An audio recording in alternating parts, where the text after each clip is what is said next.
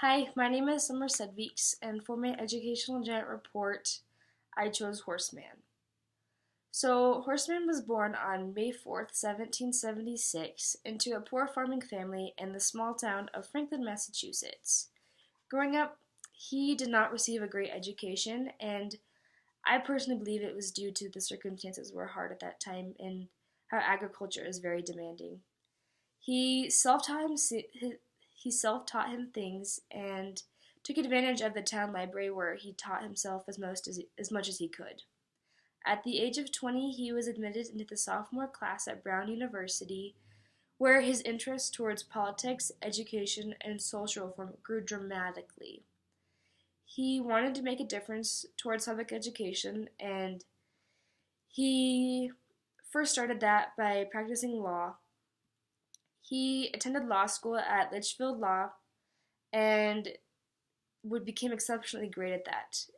In the year of 1827, he was elected into the Massachusetts House of Representatives, where he served in the Senate in 1833.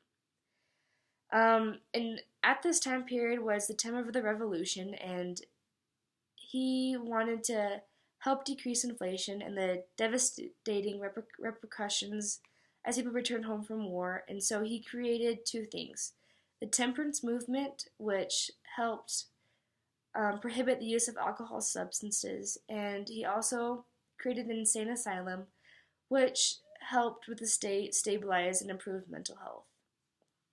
His passion for education started with his own personal experiences. He only attended about school for about 8 to 10 weeks out of the entire year, and he was extremely dissatisfied, which fueled his devotion to making a difference toward education. Schools had irregularly been managed and not consistent.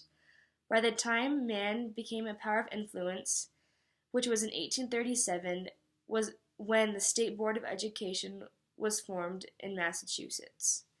He was appointed secretary of that group, which kickstarted the upward movement to the era known as the Common School movement.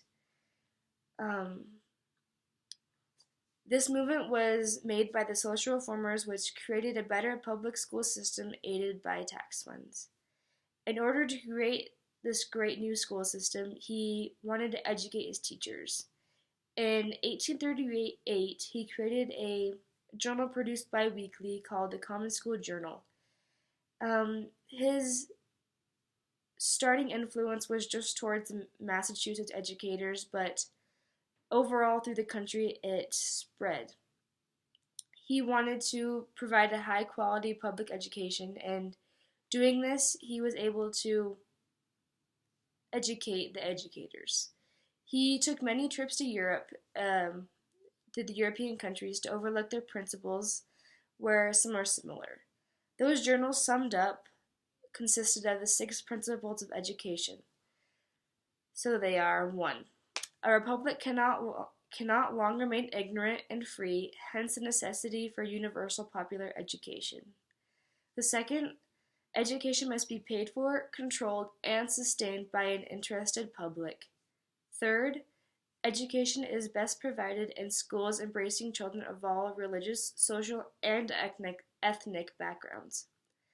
Fourth, education, while profoundly moral in character, must be free of sectarian and religious influence. 5. Education must be permitted throughout by the spirit, methods, and discipline of a free society, which precludes harsh pedagogy in the classroom. 6. Education must be provided only by well-trained professional teachers.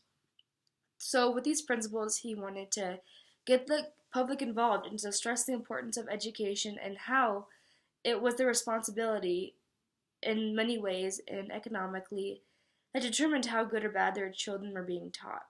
Regardless of all backgrounds and situations, race, and economics, he believed that the basics of education were needed to be taught to everyone by knowledgeable educators. From 1848 to 1853, Mann served in Congress because of the death of John Quincy Adams. He used his legislative power to continue on his efforts for public education, where he was vocal about his many strong opinions. One of them was opposing segregation. He believed that this education was to be equal, and in 1853 he became the first president of Antioch College, where he took upon himself to support an institution that was committed to coeducation, non-sectarianism, and for equal opportunity. He served as president until 1859, and he had a speech right before his death, which he said, "I beseech you to treasure up in your hearts, these are my parting words. Be ashamed to die until you have won some victory for humanity." Horace Mann paved the way for America's educational system. He created a place where children are entitled to having an education, and educators are to teach with expertise. Making such a great impact, Mann was opposed by many, as he was so vocal with his opinions and views. Going against all the odds and standing up for what he believed, he shaped society more than he had ever imagined. Without Horace Mann, education would be taught in a different manner, and the societal norms of public schools would probably be non-existent.